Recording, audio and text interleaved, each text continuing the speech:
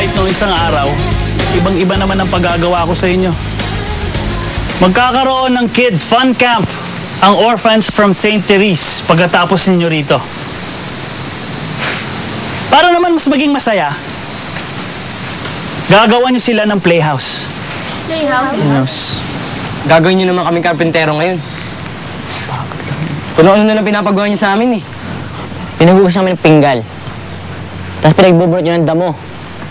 Nilalaban nyo ng mantel. Alam niyo, parang tinitake advantage na magtrabaho kami dito para makalibre kayo ng sweldo sa mga nagtatrabaho talaga dito eh. Josh! Sumusobra ka na ha? Baka nakakalimutan nyo kung bakit kayo nandito at kung bakit pinapagawa sa inyo yung mga bagay na to. Ba't nyo kami sweldohan? At least maluwag sa loob namin magtrabaho dito.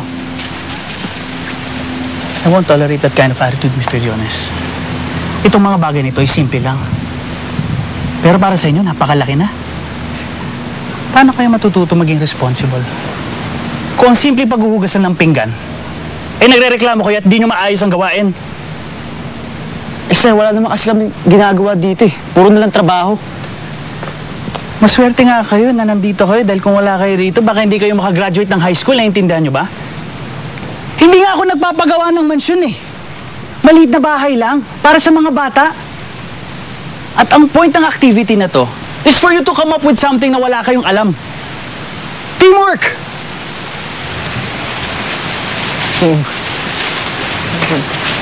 Now for group 1.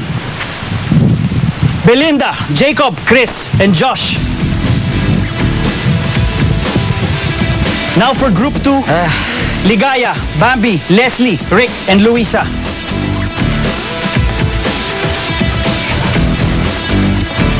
Ano? May gusto pang umapela? Bawal magreklamo. Understood? Yes, sir. Sir. Now start! Here with me are the materials. Kunin nyo na yan. Go!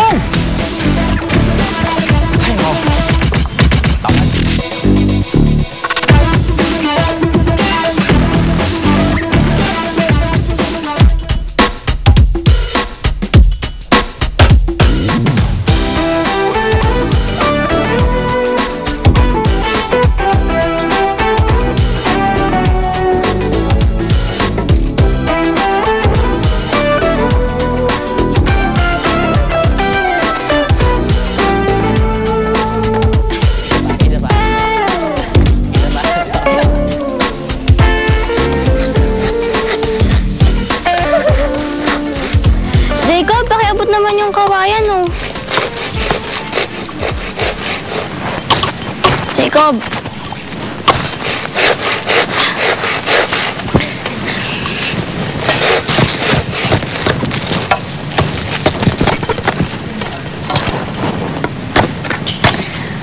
Uy! Line to heaven! Paano nalaman? Hello! Kasi, yung earphone nakasaksak sa tenga ko. Nakakarinig ako. Alam ko yung chords niyan. Talaga? Ako din. Hindi kita nakakari pala? Self-taught lang. Bakit nga pala ang luma ng mga songs mo dyan sa iPad mo? Eh, mahilig kasi ako sa mga old song eh. Old school rock, Eraserheads, River Maya, ganun. Ako rin, mahilig din ako sa mga old school. Talaga? Teka, sandali.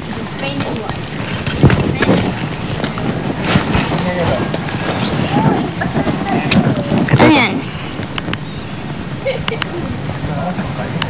Ito. Huling El Bibo ng E-Heads. Hindi ako masyadong familiar sa mga Eraserheads eh. Pero ano mga trip mong contemporary? Paramore. Or Bandab.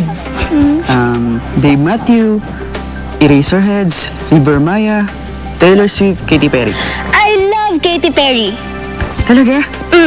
Teka, sandali. Meron ako dito. Teka. Ano yan? Eto. Song ni Katy Perry. One of the Boys. Bakit one of the boys ba ako? Medyo astigin ka kasi sa school eh. Yung message kasi ng song, it's about a girl no one of the voice.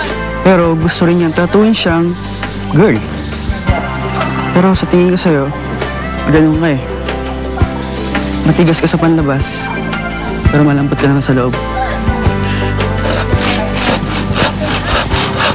Ganito ba kayo magtrabaho? Puro kayo daldal, ah. Ano pinag-uusapan ninyo? Pako? Kahoy? Get back to work!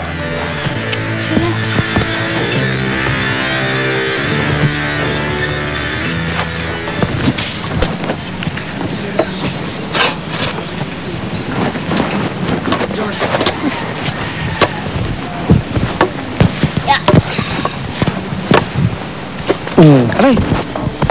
Anong gusto mo? Tutunayan mo si Belinda sa titig mo? Pati mo kasi lapitan kaysa tunawin.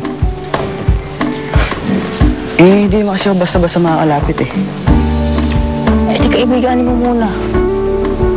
Mahirap kasi makipagkaibigan sa babae.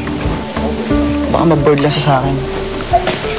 Ito pa yung gitara ko, kahit anong sabihin ko sa kanya, okay sa kanya. Hindi, imagine mo, gitara si Belinda. Para alam mo gagawin mo. Hindi, alam mo, tol. Mabait naman si Belinda eh. Cool yan. Lapitan mo. Hindi mo kaya, gusto mo. Hingin ko i-Bambi yung number niya. Wag, kaya mo na lang. Labo mo talaga. Hanggang titig ka na lang, bro.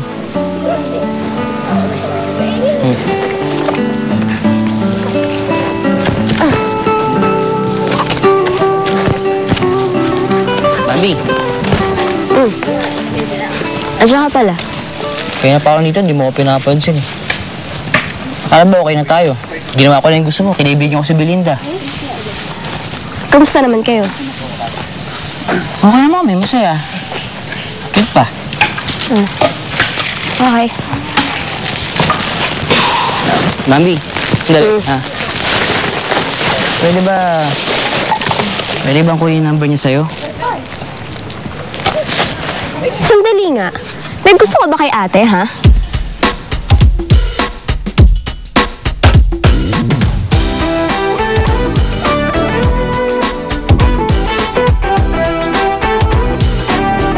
Tuloy-tuloy ang Kilig Factor na hatid ng mga lambingan sa